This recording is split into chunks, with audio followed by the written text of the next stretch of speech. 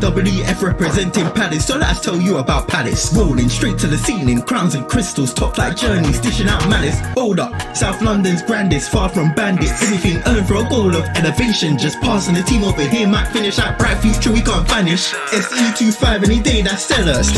Rev up the engines, no more reverse reactions, fan cams, bands on stream. Share up the team, support the dream team when Eagles fly, make noise and scheme. Dare to dream or dream to dare, taking a step to become supreme.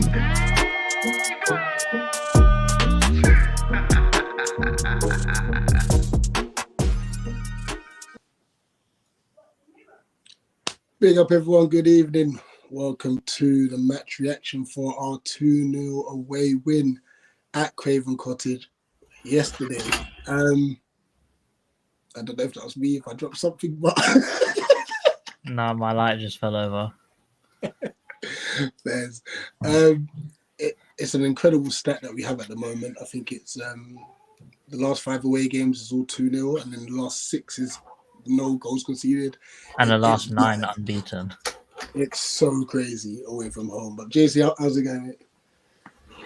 Yeah, I'm good. Rihanna's over there struggling to put the light back up. But all good, actually. Not too bad. Had quite a nice, relaxed day today. To be fair, I'm just happy right now.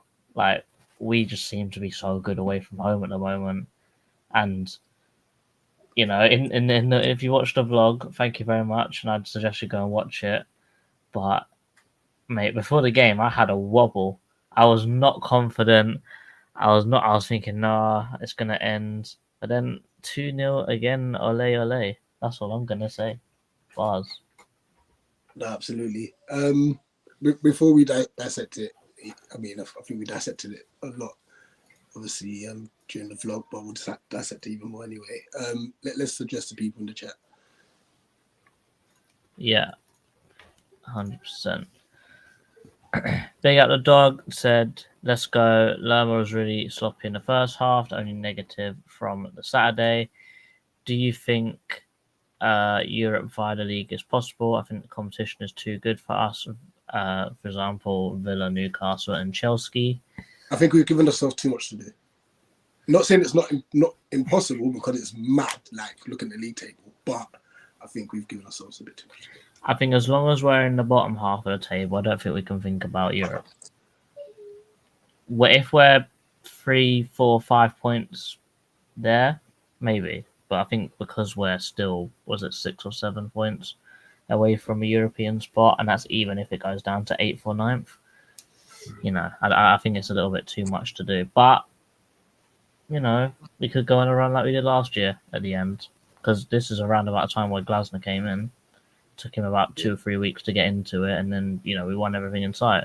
So if we can keep this form until the end of the season and actually start picking up some wins at home, because we've actually got more home games than away games now until the end of the year. So that's not good for us.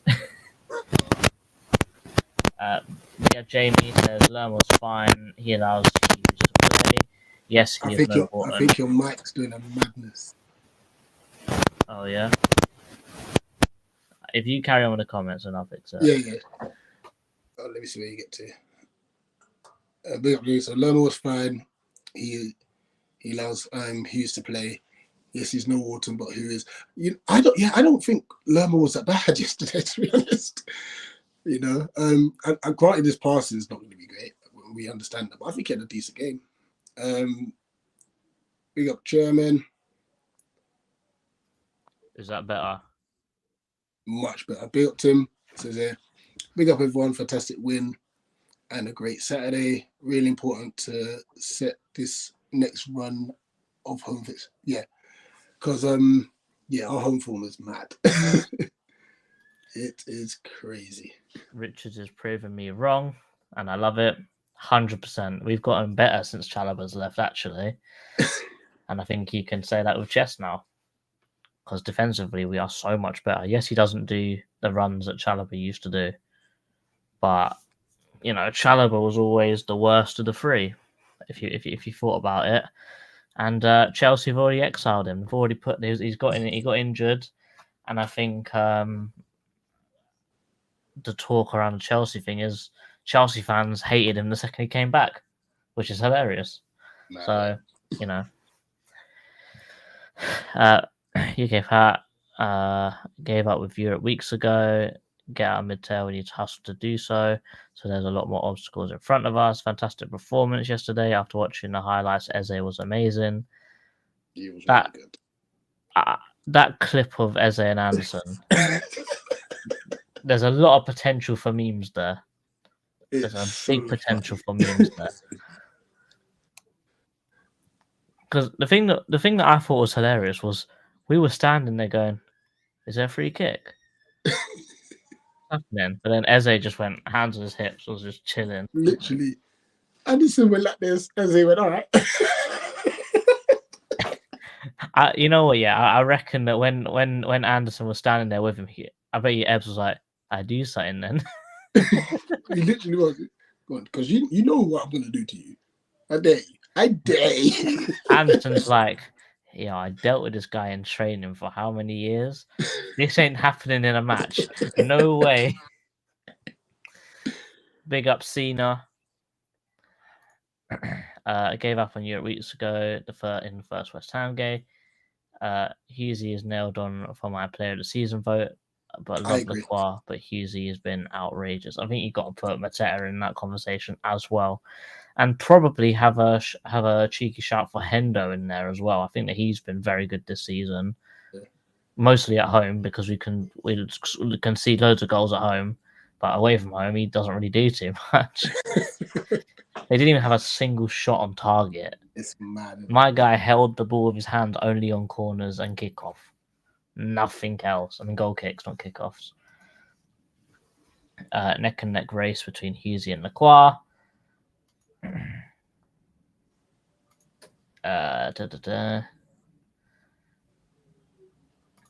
Glasner used Munoz up high to prevent Robinson from attacking like he usually does. This is what me and Dan keep saying in Tapped Eagle. If you attack, they are forced to defend. Oh, man, loads of comments. I'm just going to big up people. Big up Animal, big up Damo, big up Mike, says we got our Eze back. Big up Max, saying another great performance from Anderson. Never left, still scoring goals for us. Big up Monty, can we play Villa away instead? I mean, I was saying to Rich on the way back, we might as well just destroy Sellers Park. Just, knock it down. Start again. Knock it down. Move stadium. Who cares? As long as we need a new stand. Just knock it down. Let's just play all 38 games away from home. Yeah, just play it all in the park. It's fine. It's technically away. When I saw Eze dribbling, he's hilariously good. When we start stadium renovation, do you play every game away from home? I hope so. I really do. Oh, indeed. I mean, I think there's a pattern with us, and this happens away from home as well. The first 10-15 minutes is like we've got to just sit back and just figure this team out, and then after that, once we settle, the football we're actually playing is very, very impressive. And I'm gonna say well done to that show that comes on the Saturday night. For identifying the one-touch passing. However, how have they not analysed any of our goals? Anyway, good vibes. But I mean, the one-touch passing that we're producing at the moment is actually really impressive. What do you make of that first 15? I mean, I think Glasner's got a very good plan, really. And ironically, I think the plan is very similar to Roy Hodgson, in the sense of second half FC, where Roy Hodgson would send a team out away from home, just defend, hope to get in at 0-0, and then at half time, then make the change to then try and win the game or do what needs to be done. Whereas Glasner only takes about 10-15 minutes to do this, and then the change comes into play. It's as you said, it's more of a thing of you figure them out and then you push on. But that process of figuring it out doesn't take a whole 45 minutes of football. Because with Hodgson, you spend the whole 45 minutes, and if he gets it wrong, we're 3-0 down at half time, and we won't change. But Glasner will make that change. He's very proactive as well, because he sort of has an idea of what the other manager's going to do, and then tries to counter it before a ball's even kicked.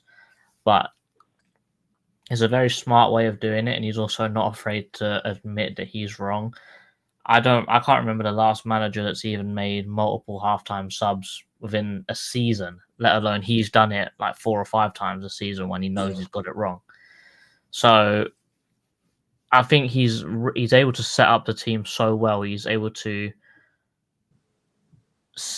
I guess, predict and analyze the opposition's previous games to perfection to narrow it down to say, look, here is the way through. And he found that. Or he's sitting there on a Tuesday night, 7:30, watching Tactical.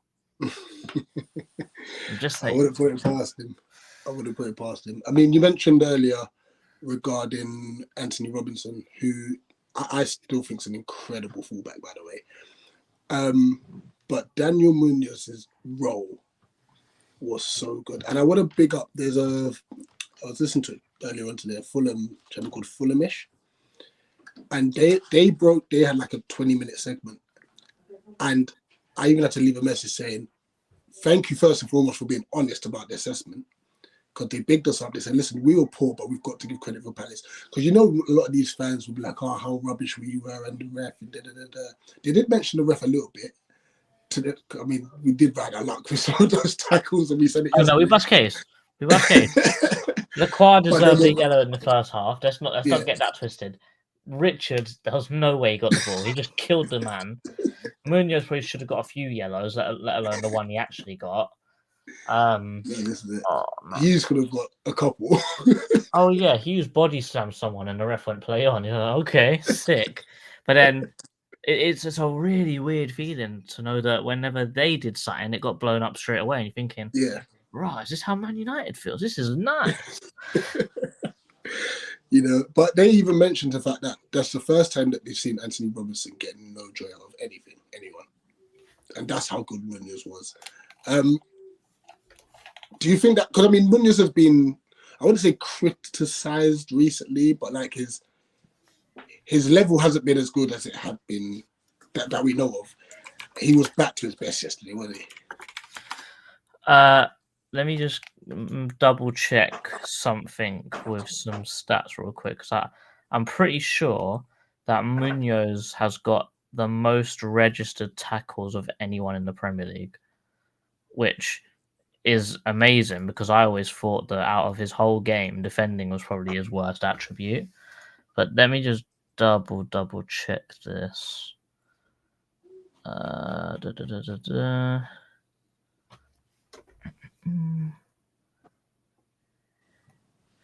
Yeah, so he is in the top 99.7% of all players in Europe for tackles. He averages 4.1 tackles per 90. That's unreal. That's insane.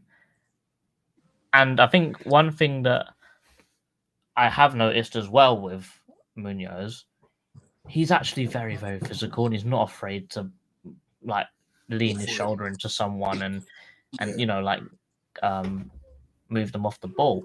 And I think the reason why his numbers are so high and why he's so pivotal to us is because he gets all these tackles. But how many times have you seen him press a centre back and get the tackle on their penalty box? Yeah, that's another reason why I think he's so important to us. Probably one of the most important players in our whole system. And to think that we got him for £7 million is insane. And just on that as well, whenever he's pressing, I think this is why Sarr stays in the team.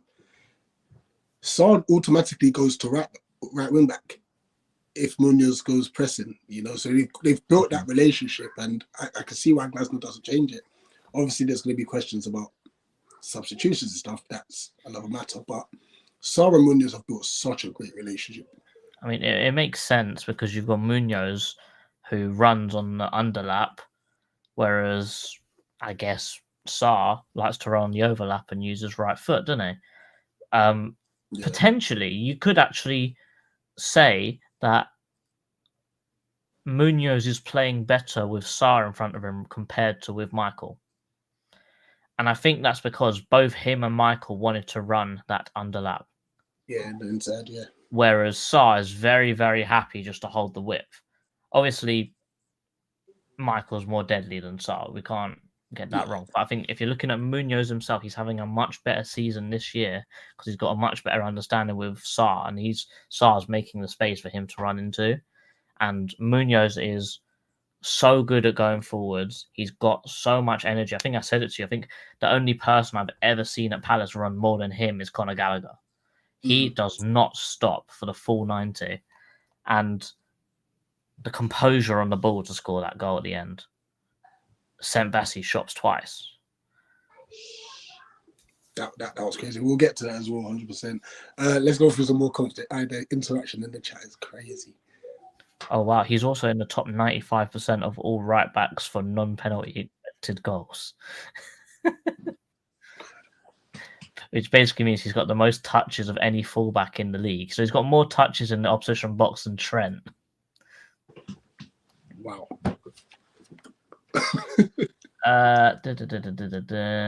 Let's go back. Loads of comments. Big up everyone. We are not going through all of these because I read too slowly. Ollie Agent. I haven't actually watched the video. I've got it bookmarked so I can watch it later. I haven't actually watched it yet. Yeah, I've seen it. It's funny. It's funny. I'm like, have you seen what they said? They said thank you, Anderson, for scoring a goal for Palace. The official account. You're thinking, right, you can't say that. It's funny though. It was.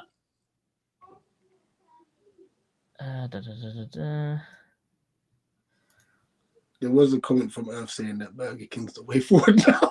Yeah, here it is. Rich T Burger look nice. I like JC's plastic type Mac Burger. Burger King is the way forward, please. Okay. I see your Burger King. I'll raise you a KFC next time. Is that what we're doing? We're going burger for burger now. You know, it's not gonna be food reviews. It's gonna be burger wars. It'll be Five Guys, and then it's just gonna be it. Oh man.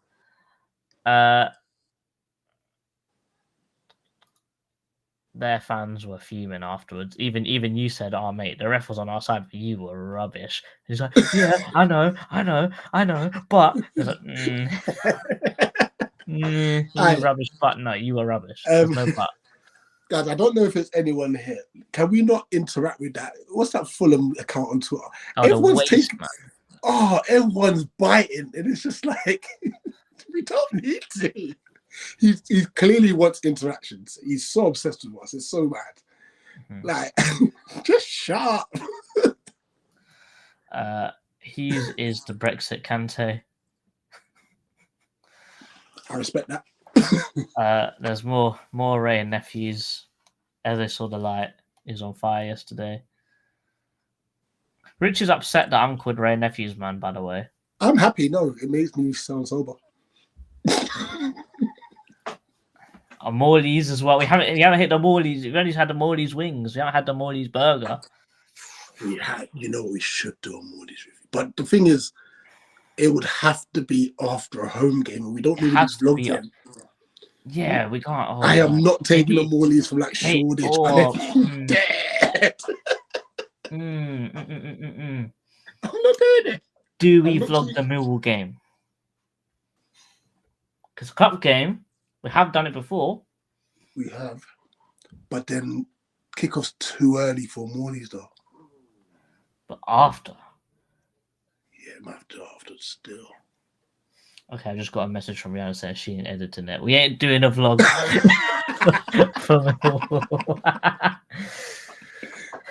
Oh man. That account is for the pagans, and you're tuning into Dan's stream sitting on each other. No, we was not. I was stood up. There is a timestamp for people saying, I know, the second he said that, they stood up. JC was legitimately standing up. I was the one sitting down. It shows the height differential. He stood up. But on the camera, it did look like something dodgy was going on when you stood up. It was crazy. Also, Dan's stream was hilarious. He just had no energy with the goals. No, he did message us the reason. I don't know if Yeah. she said the reason on it. Yeah. Actually, No, he was Dan unfortunately didn't actually have a stream for the game, so he was literally just listening to it on BBC.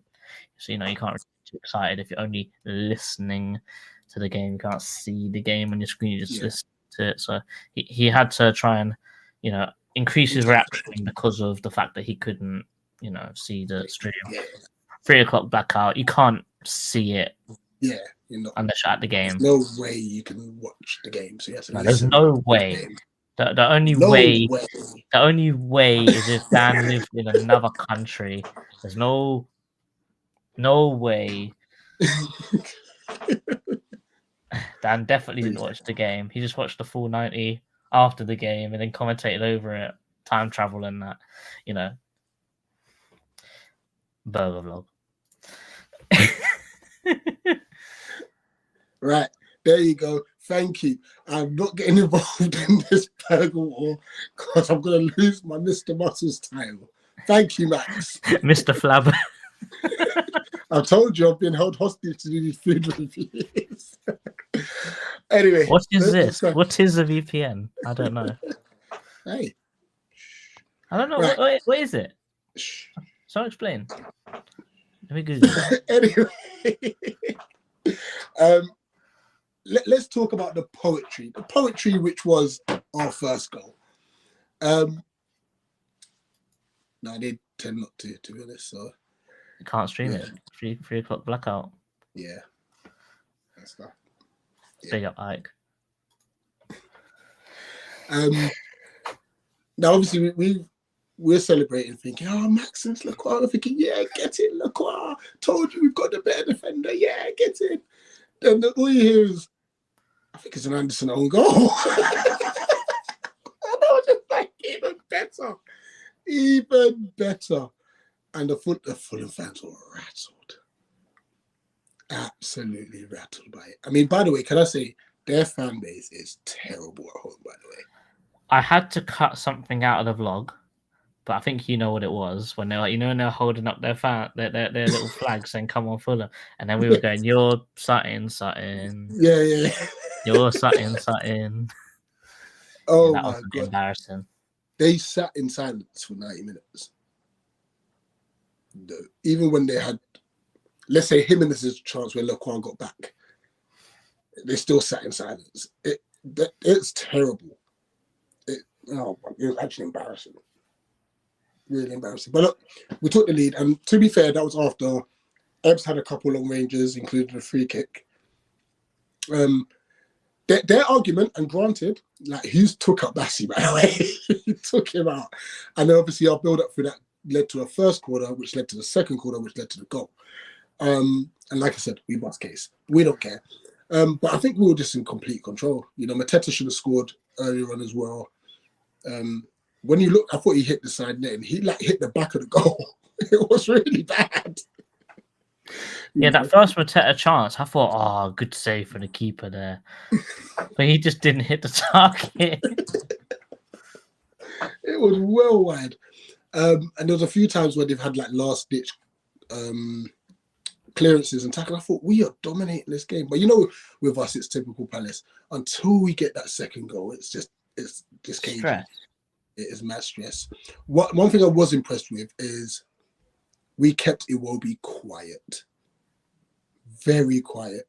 Because him at Selhurst Park was unbelievable. He was everywhere. Him, how we Smith did it, actually?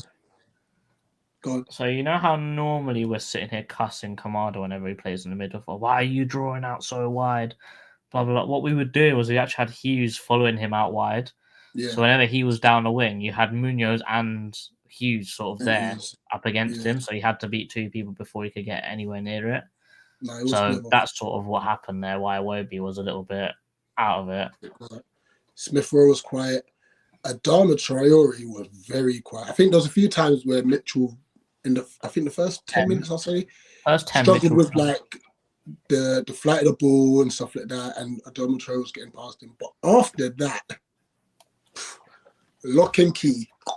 Like Mitchell, and I'm glad for him because obviously he didn't have a great game against Everton, and he's come back and he's proven what he can do. He turned it around massively. He did, and to his credit, he was trying to get forward as well.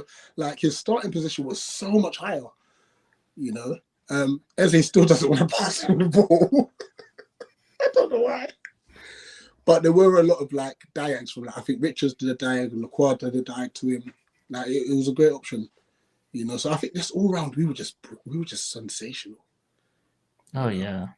I said I'm very happy he had a good game because he was probably at fault for one of or maybe both of Everton's goals last week. But for him to go from that to having a very calm, collected performance, and also for him to be, you know, trying to attack when he's still got Adama Traore sitting behind him. Normally, if you've got Adama Traore, the fullback is going to sit on him and just stay there, not even let him go.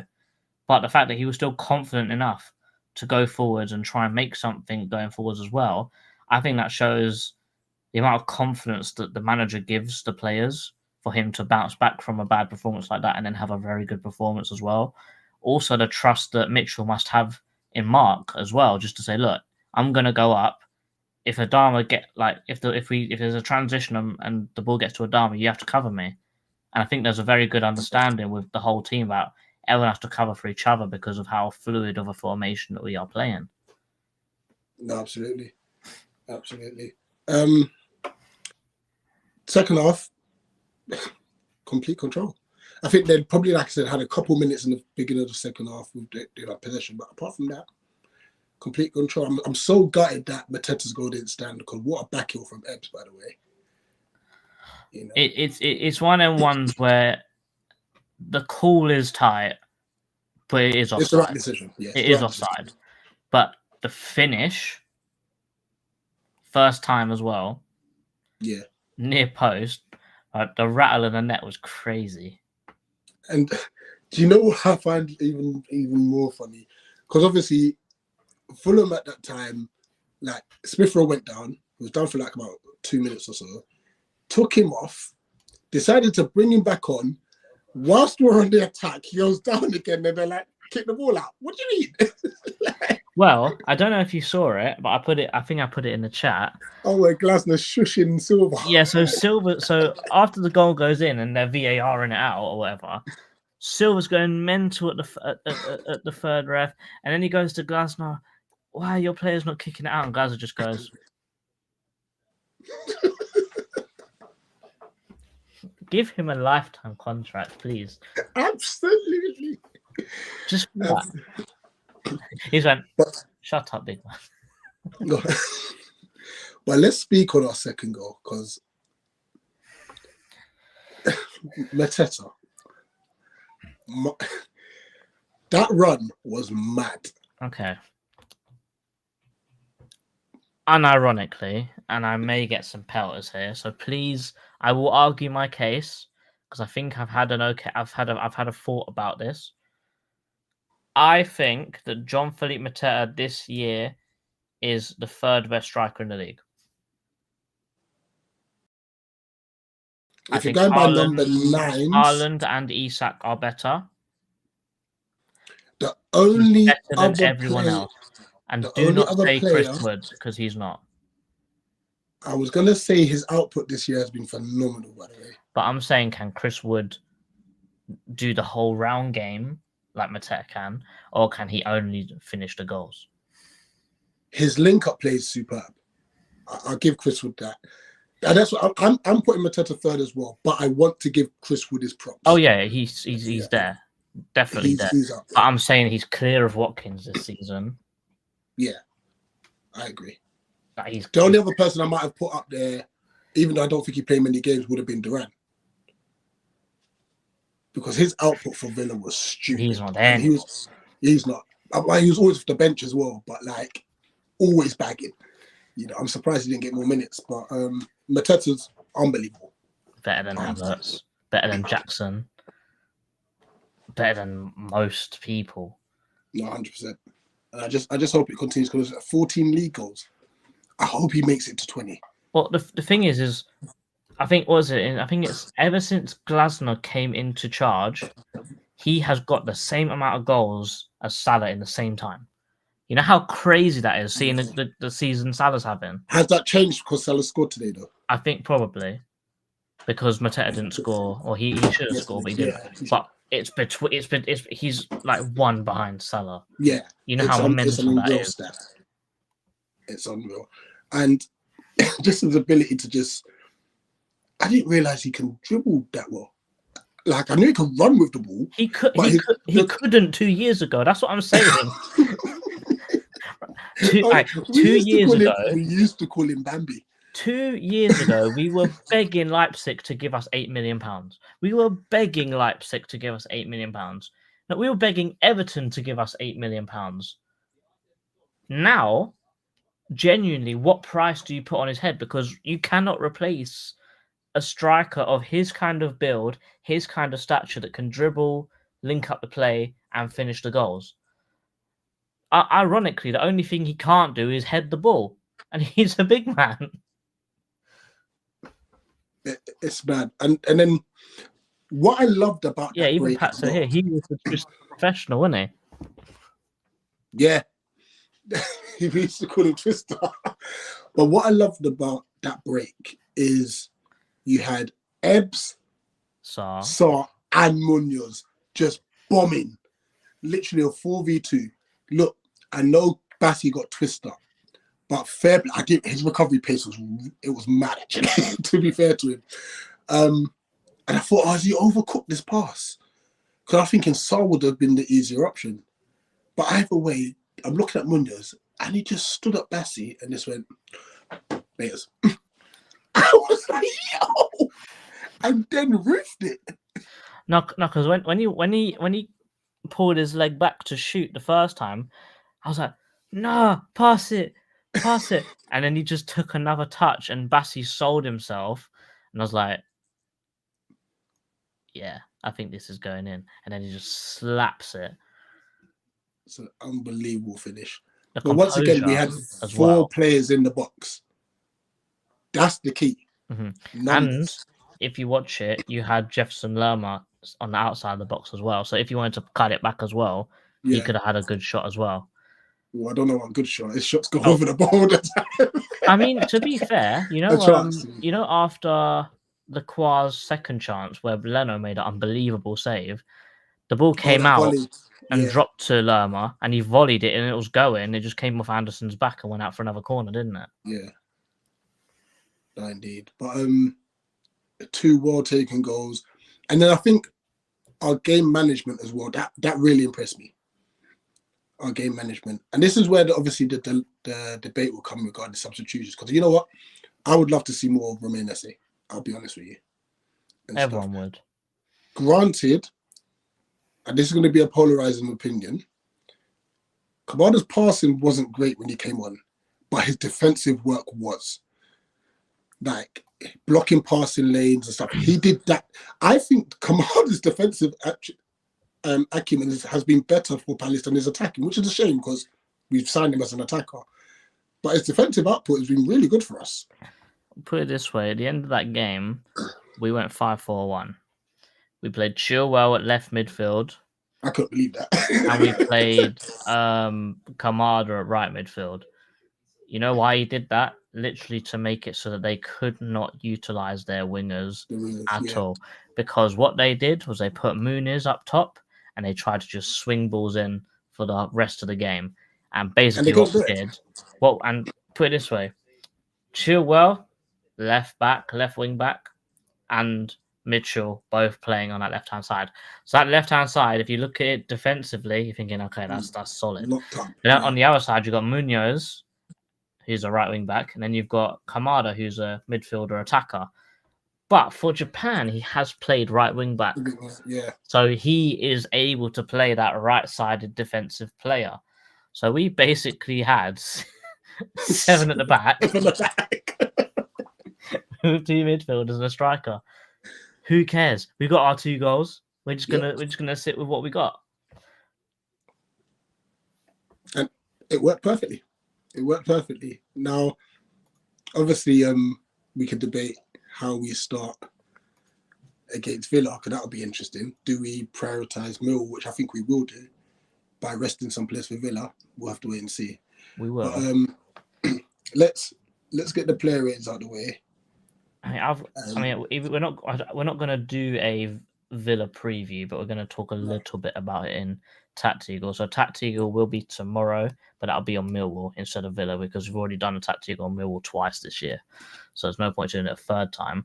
But I've got a feeling that we're going to go strong. We're not fully strong, but I'm still quite confident in that game, even though it is home. Because, yes, I might be eating my words here, but every time Glasner's played against Villa, he's done very well. I think tactically, Glasner's got the number of Emery. So I'll leave it there. But yeah, let's do the player ratings. So we'll go you and then me. So we'll start with Dino. Just before we start, because we normally do this, are we saying for the starting players, genuine consensus, I think the lowest would be a 7? I would agree. I think the lowest I've would be got a 7. one person that I think will be 7. I'm saying Lerma, but let me know if there's anyone else. Okay, I think we need to, as we normally do before we do our one where we're at the stadium, we have a quick conversation. So, who, like, what's the lowest, what's the highest, and then everything in the middle is like fair game, whatever. Yeah. Unless you're James, you just give some really outrageous ones, but But if we're talking about it with fairness, Dean Henderson cannot get more than a 6 because he literally didn't do anything. He got corners. He got corners very, very well, and he kicked very well, but he literally didn't make a save. So he can't get any more than a 6, in my opinion. And that's not because he's been bad. He literally didn't have the opportunity to do something good. Yeah, he had nothing to do. First up, we have Tyreek Mitchell. I think he had a good game. Like I said, a bit slow first 5-10, but then he really settled. The question is, on that, are we giving anyone a 10? No. I can't think of anyone. So the highest is 9, right? Yeah. So where would Mitchell fall in that scale? I'll give him a 7 to start with. I may change this because I do think he had a good game. So I may change that, but I'll start with a 7. Mark, solid as always, really. Whenever Smith Rowe tried to do any funny business, he was straight on it. Stopped him. Very good dribbling out. He actually started to show his passing range a little bit more. He was probably the main one hitting all the diags out to Munoz in this game. Very solid. And it's about time because he's always waiting for passes. Mm-hmm. And I think when, like I said, I alluded to it earlier, whenever Mitchell went up, he covered whenever Adama Traore got the ball, and I thought he did it really well. So, 8, in my opinion. Maxence Lacroix. I'm going to give him an 8. It would have been a 9 if he scored. Because I think he should have scored that header. But like his recovery tackle against Jimenez, he had a really comfortable day. It was almost easy.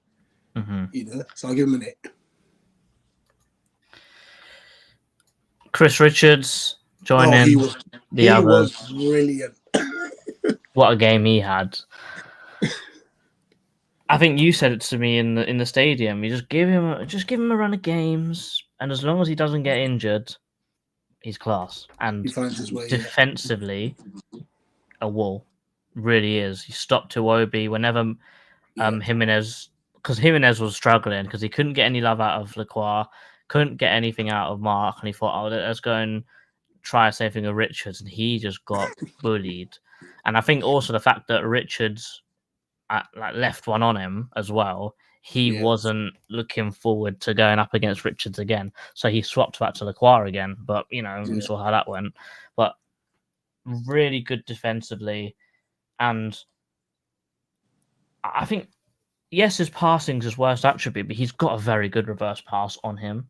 Like, it does happen every so often, not every game, but he does play it quite well. And I think that just those three centre backs, statistically, they're the best defensive trio in the league away from home.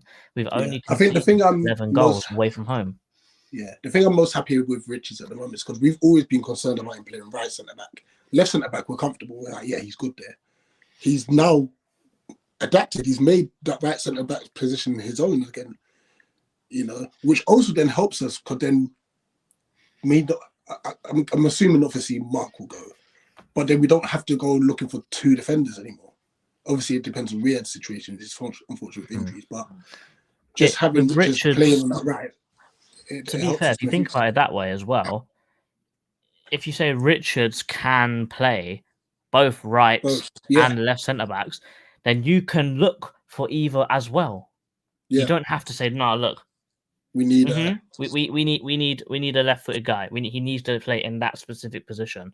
But now you can broaden your horizons and say, look, we can look for this guy or this guy because the guy we've already got is brilliant and can do both. So, you know, him being good on both sides is nothing but a bonus to us as well. And also, I think he's still only 25, so he's still quite young when it comes to football and the centre-back specifically. Rich, Daniel Munoz. He's getting a 9. He's getting a 9. He was brilliant. To lock down Anthony Richards, who I've raved about as one of the best fullbacks in the league, in my personal opinion. Anthony Richards, yeah. And Sir Robinson. Anthony Robinson, my bad. To lock him down, unbelievable. 9 for me. And that finish. What a goal. And Tim, I'm using your word. The BBC, you pagans, you didn't even review it. Nah, that is shocking. Nasty work. William Hines. Back again with another 8, if I'm really honest with you.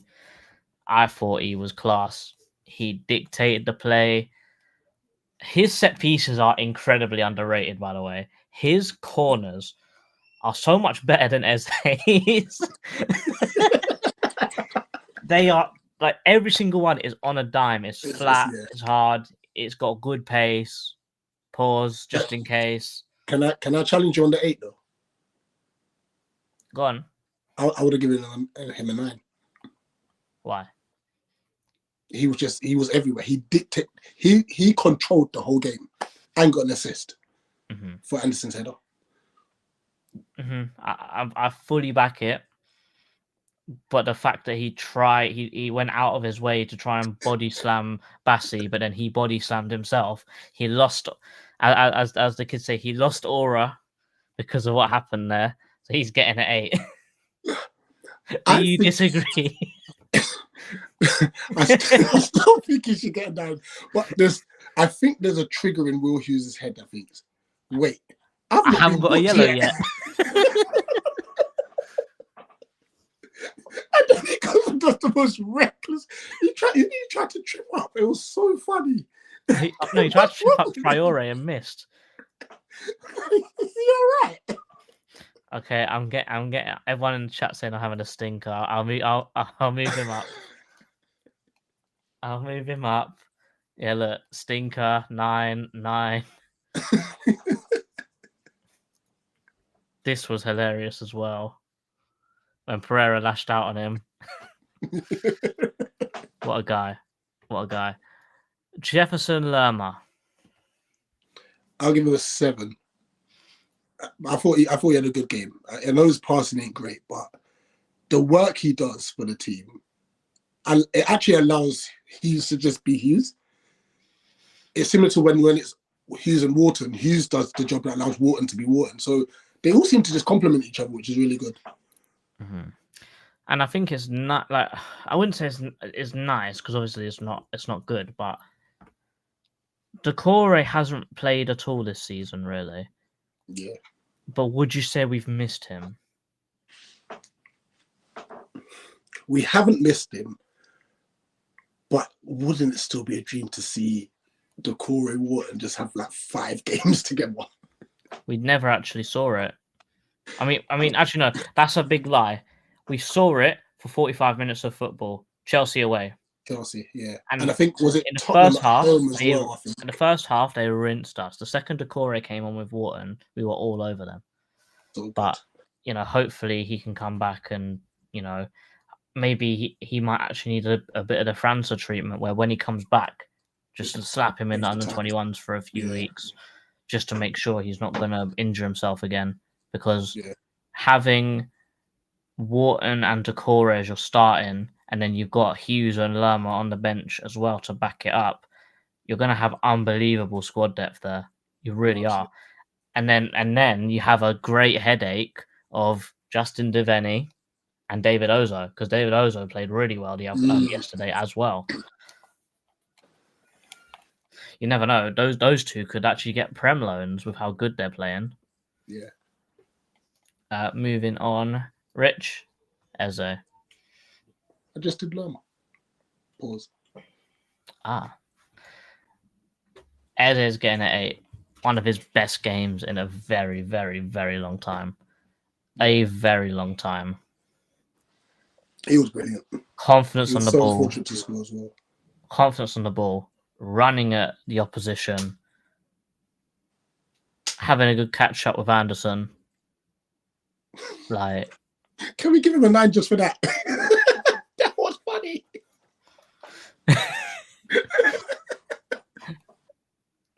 Amazing. He had such a good game. He was dictating the play. He was pushing us forward. I think there was one time where Bassi tried to wipe him out. He just scooped it over him and just kept running on. Just hurdled him. You're thinking, yeah, he's so sick. And for Glasner to say like he was struggling with something as well, and running like that. I think after the game in his thing, he said, "Oh, I've been feeling something the last few months, and I'm only just getting over it now, so I'm feeling good now." So, was you able to listen to Eb's interview properly, or because it kept glitching? It kept cutting out, so I think that was a problem with the microphone.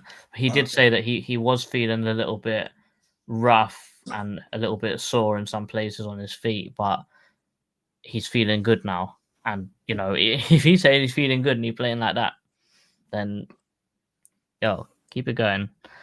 I just seen something that the dog said. He says, "Don't forget about Ahamada." I forgot he played for us. Ozo got stretchered out, did he? I thought he just came back from an injury, didn't he? Did he go off again? Okay. Oh, that's not good. That's not. Well, we'll have Justin Devaney and Ahamada. Has he actually played any more games? Because last time we checked, he only had 1 appearance, didn't he? Sorry, this is going left, but I'm genuinely curious now. Has he played any more football? Ooh, he's played more football. He's played an extra 10 minutes. He's got 2 appearances now. He had 45 minutes of game time. Now he's got 55. Rich, Ismail Sarr. I'll give him a 7 as well. I think he worked hard. It's always a good outlet. He's dropping a lot deeper into pockets to pick up the ball and link up play as well. But so that's improved in his game. So yeah, sound game from him. John Philippe Mateta. Did everything but score, didn't he? Can you give a striker any more than an 8 without scoring? Yes, it's tight, but I don't know. Nothing 8. Nah, I'm giving him a 9. I might be gassed. Well, for teleporting. No, that was wild. The celebration was hilarious. The fact that he dropped as well, but the run, the fact that he sent Fulham players twice just by doing some jinky majinky, and then to play that incredible pass with his weaker foot as well. Yeah. And then the goal as well, first time, absolutely rattled the net, side netting as well. I'm pretty sure it hit the post and then went in. And then Leno was rooted because he just hit it so hard. I might be gassed, but the only way he's getting a 10 is if he's scoring. But he did literally everything else. He was good. The dog says it wasn't a great pass. Are you sure? I thought it was good. At the time, I thought that the Sarr pass was the one. Yeah, But then when you look at the fact that Bassi was chasing Sarr and not Munoz, whether he meant it to go to Munoz or not, that's a different question.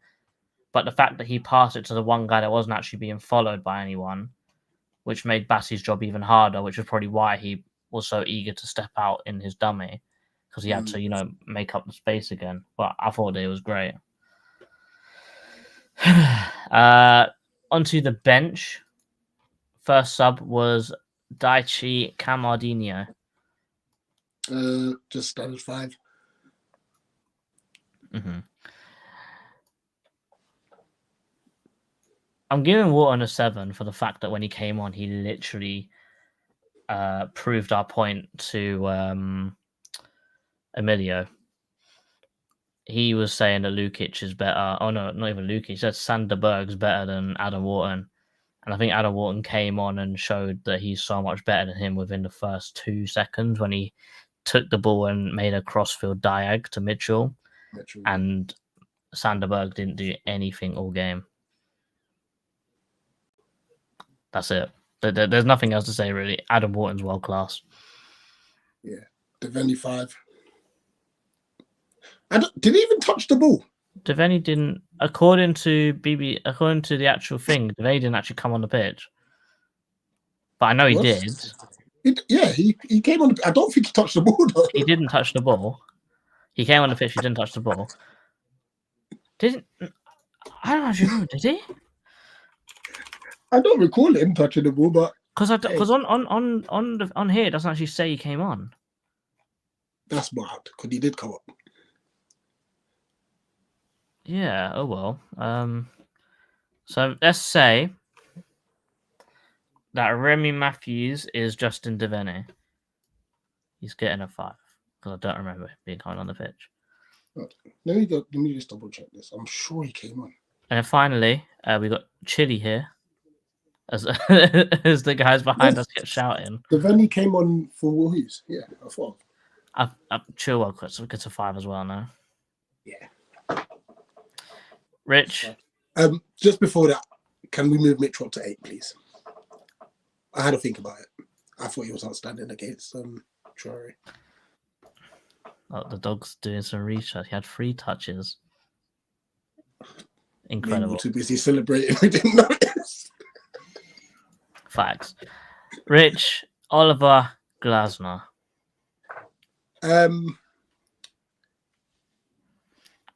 Tactical masterclass, I would say. Yeah, I'm not mad at that. Not mad at him. The fact that he was able to set up a team preemptively to counter them, and then also the know-how and the experience to put Kamada and Chilwell, who have defending experience as well, to lock out the 2-0 win. And also the fact that he shushed Silva. Yeah. It's an easy 10 for me. It's an easy 10 for me. What else could you ask a manager to do than get you an away point with a clean sheet? There's nothing else he can really do there. And that away record we have is stupid. Stupidly good. So, yeah. All right, let's drop the link. Guys, if you want to come and have your say about the game, you're more than welcome to come and have a chat with us. If you disagree with anything we've said, you can come blast us. Give it a minute and we'll be talking to Tim, don't you worry. I did message Tim like in the replies was like, make sure you come and get your Mitchell praise because he was brilliant. Also, Chairman said 60 people watching. It's now 61, I believe. So thank you everyone for watching. And if you haven't seen it, I recommend going watching the vlog. It's quite a cool one, if I do say so myself. And please hit the like button, please. Yes, Tim. How is it going? It's good, man. But what is with this BK violation? Did I hear this? Did I hear this right? That they did not put ketchup on the burger? No, so I asked I was like, have you got any ketchup, mate? So he gave me ketchup. And then obviously McDonald's is like across the station. I was like, should I run over there and just go and get some barbecue sauce from McDonald's and put it in my BK? I said, nah, I've got to quickly record this and get over to the pub. They're trying to sell you barbecue sauce and they don't put ketchup on the burger. No. My cheeseburger came with sauce. That's all I'm saying. You cannot do that. That's a violation. Tim, what are they? I mean, that is terrible. No. I can't even. Tim, you've missed your cue. You missed your cue. Yeah, I missed it.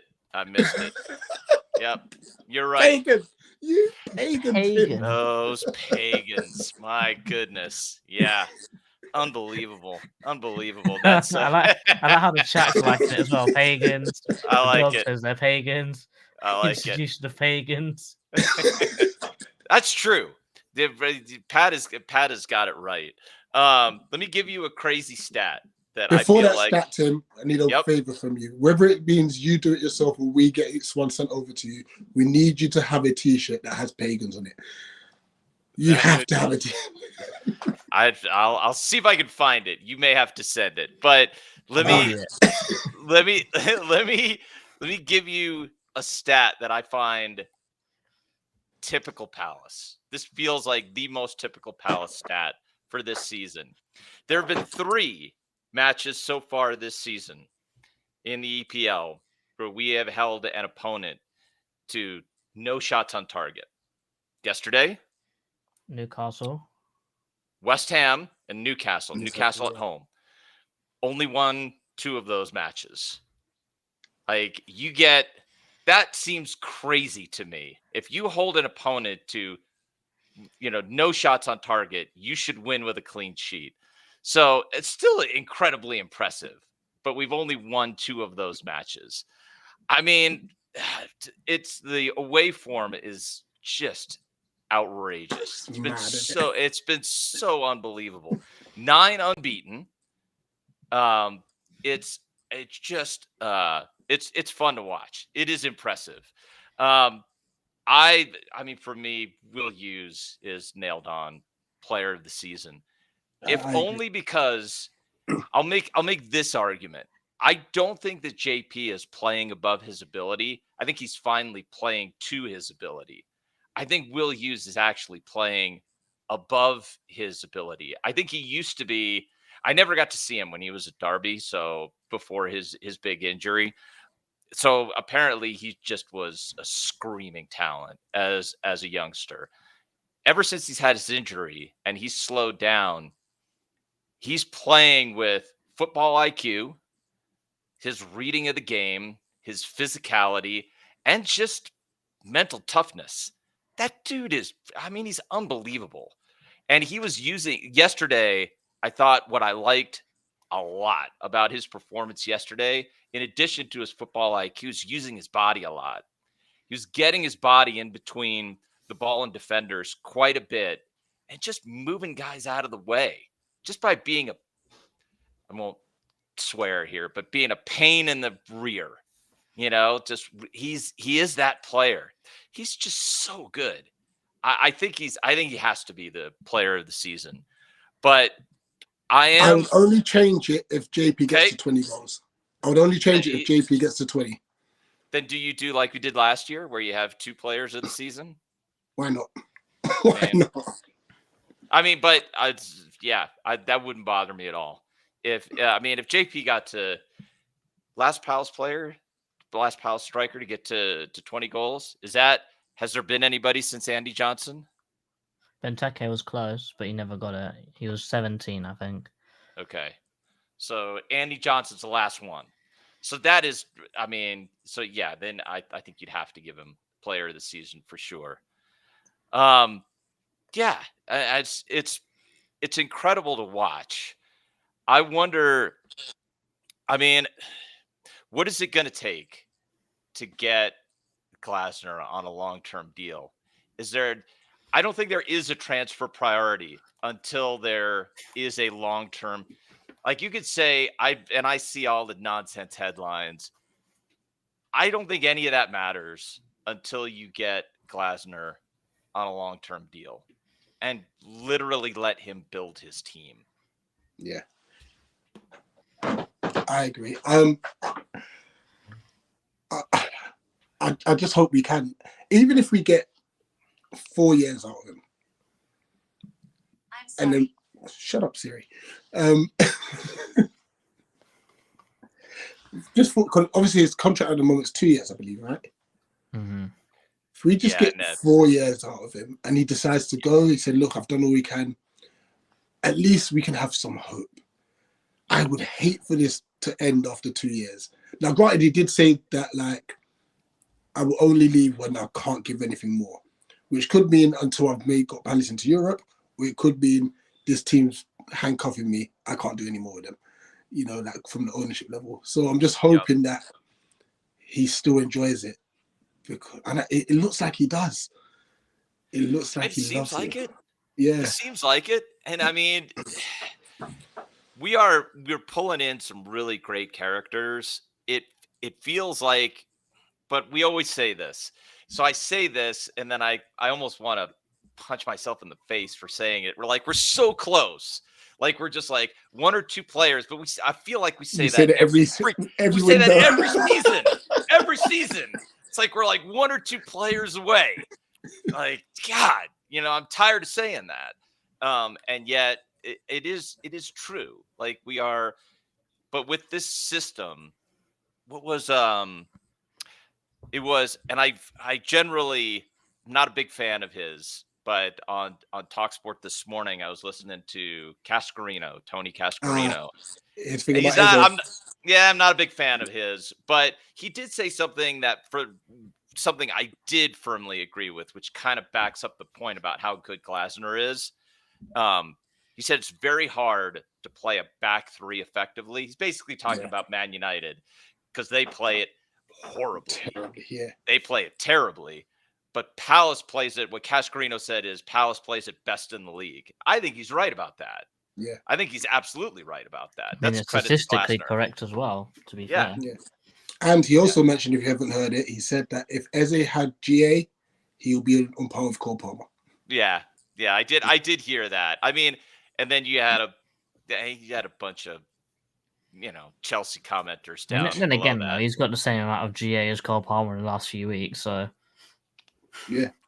And they are, I mean, they're all over let them be so. No one's saying that Cole Palmer's not a good player. We're just saying that if Eze had GA like Cole Palmer did, there's a conversation to be had.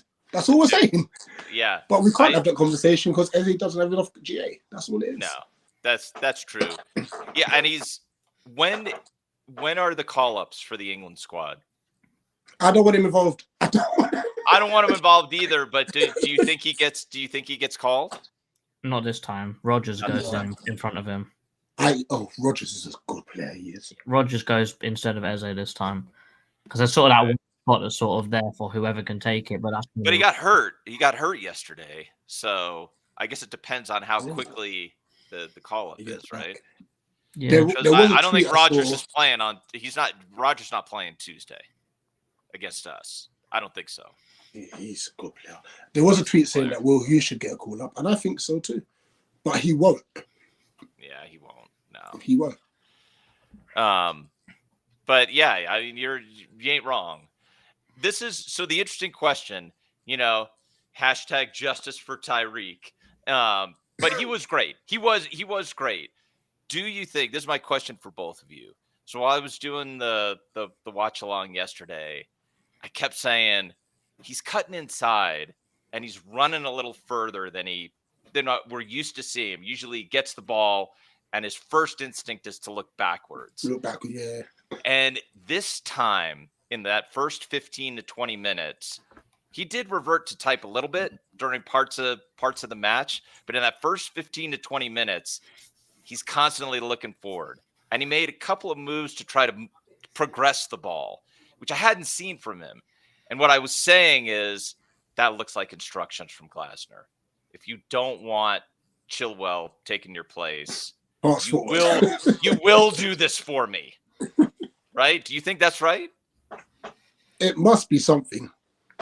It must be something, because even we were saying his positional, he was high. Yeah, he was. He was high up the field as well, you know, and he was always an outlet, which was great for us. So we had both fullbacks quite high, and we could play diags each time.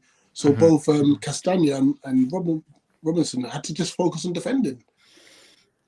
Yeah, by the way, I mean, Robinson, I love Robinson as much as anybody. He's been, you know, we knew he was brilliant, you know, on the U.S. team. I mean, I remember on the international stage, the only U.S. fullback that anybody would talk about was Serginho Dest. He hasn't been in the side for like 3 years now, and Robinson is the guy. But Robinson was at least as good as Dest for years, and now he's sort of discovered. He's shown up because he's been so brilliant for Fulham. But man, Chris Richards is collecting players in his pockets right now. It's impressive what he's been able to do. His passing is still leaves. It's getting better. It's an area of improvement for him. He's gonna keep trying the long diagonals, and it's gonna take him a while to get that right.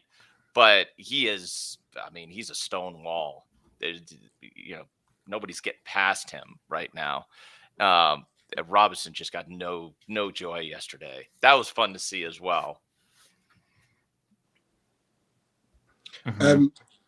JC, they're asking for you to read the chat.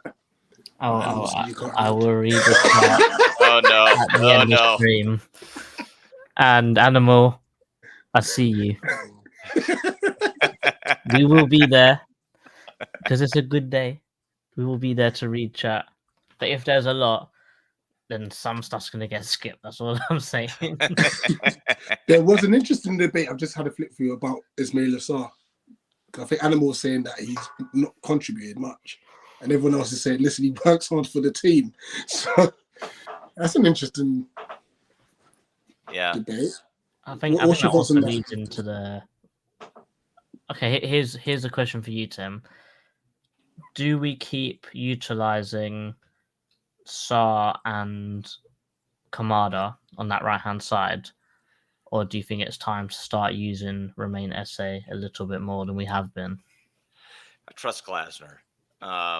So I think the only frustration I have there is, although I think we should give Sarr some credit for yesterday, he was really working his socks off, wasn't he? I mean, I don't think he had the most amazing game, but he was running, and he was I think the most impressive thing is making himself available, and that made a difference.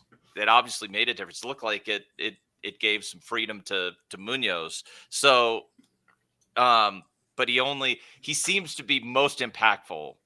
Like, I guess Tuesday, we're going to see him Tuesday, Villa with their high line. I mean, that's just tasty for him.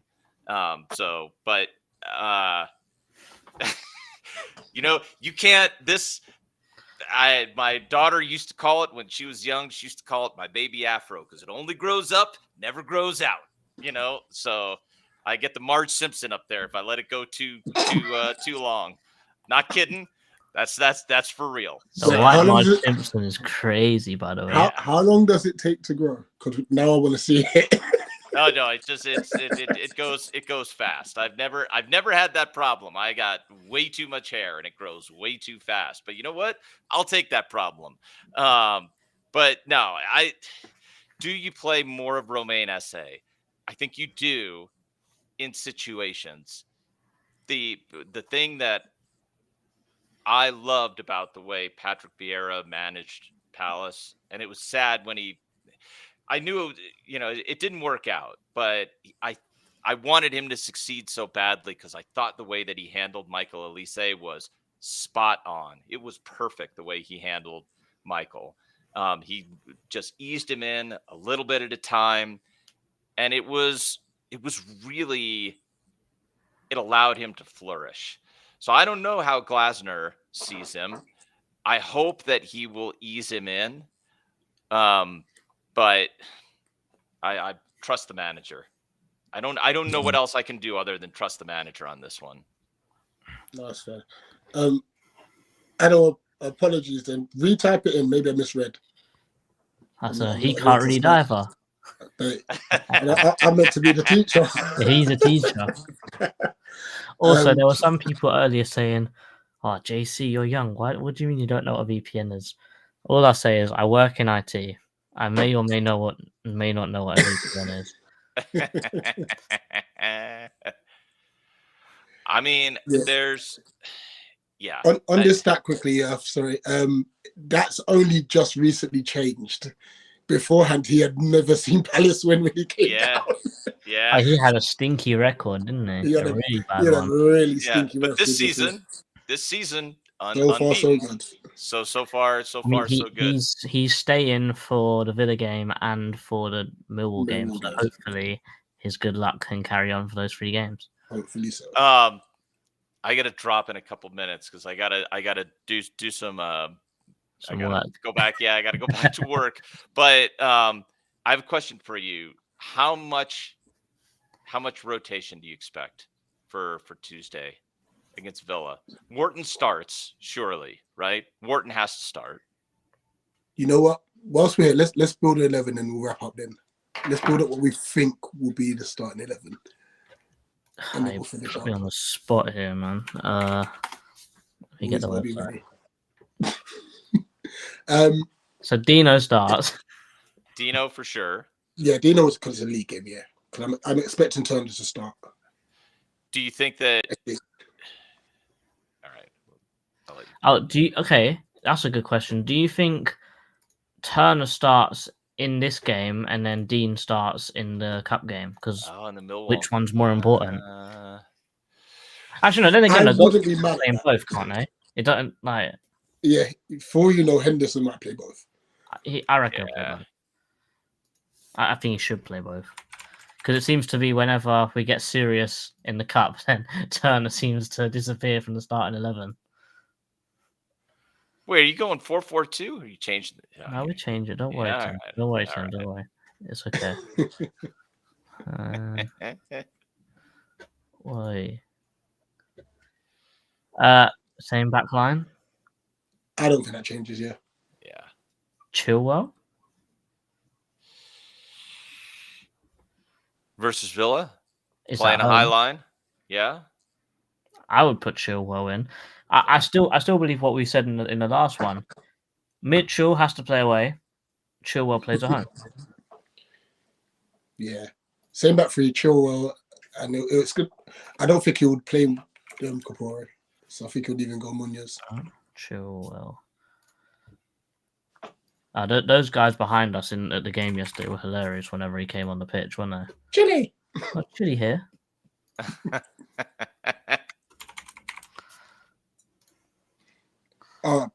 Animal, if you thought there was like Kamada hate like in the chat, there was this one specific guy. I don't think he said one positive thing. Oh no! Everything that happened, everything that happened, Kamada was near him. That is the ball's not near him. Good grief! It was a bit. It was outrageous. I was like, "Calm down, mate." However, man. However, that same guy was very funny. He was. Because there was a point where Adama Traore was sort of just walking around. He's like, "Where's your baby oil? Where's your baby oil?"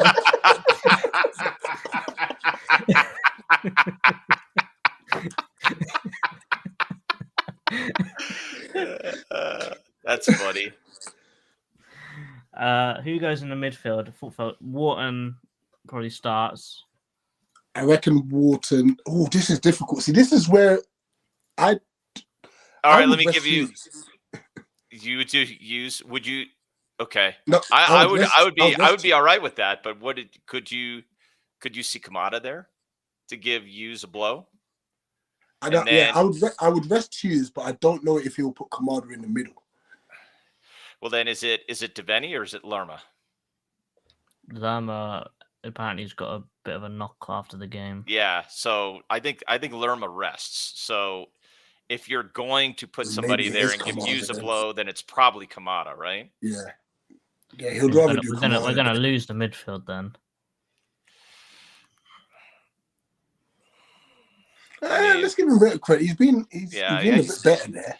And he does love a tackle in there, but he does get pushed off the ball. Yeah. Okay. Daichi goes in there. I'm going to assume Ebbs gets a rest. I'd say probably Devaney goes there because he started against Villa last time at their place. I'd say probably Devaney, Sarr, and then Mateta again. That seems right. And then you get Nketiah on at 60. Yeah. Yeah. Because I don't think there'll be massive changes.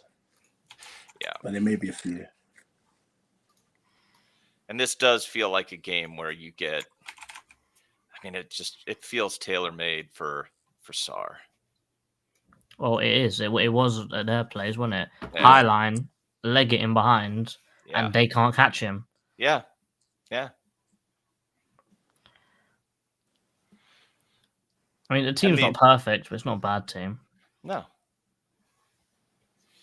I mean, the advantage of that midfield, as long as it doesn't get overrun, as long as they don't get overrun, they will be looking to put a lot there. They will get balls out into the channels and through the middle. Mm-hmm. Both Kamada and Wharton will be looking to play the ball. I think what you can say as well is that when we are defending and the team looks a bit more like that, it is very, very strong defensively as well. Yeah, facts.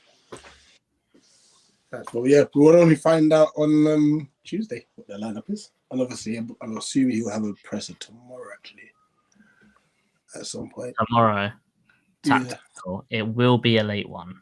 I think it starts at 9. Oh, that is a late one. Because I think Dan gets home from work at like 7 or something. So that'll be a fun one. No, absolutely. Right, let's wrap up there. Guys, enjoy your weekend. I'm going to watch more Palace content because it's just great when we win. Mm-hmm. Why not? And why not? Tim, thanks as always for joining us. You got it. No more dealing with these pagans at BK, okay? let's stop that right now. If you don't put ketchup on your burger as a prerequisite, you have no right to sell burgers. That is a fact. End of story. And it's a fact because you're from America, yeah? That is right. Yeah. Home of the burger. You must not do that. That is terrible. Yeah. Sorry. You tell him, Shib. Violation. So that the hamburger that came from Hamburg. Yes. Is American.